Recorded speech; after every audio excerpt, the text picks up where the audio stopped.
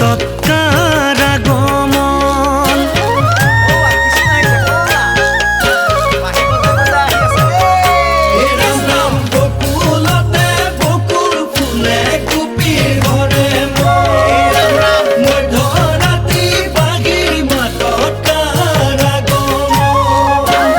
অতি চিকুণ কদম জুপি অতি চিকুণ পাত, কৃষ্ণ কানাই বাহিৰ সুৰে ৰাধা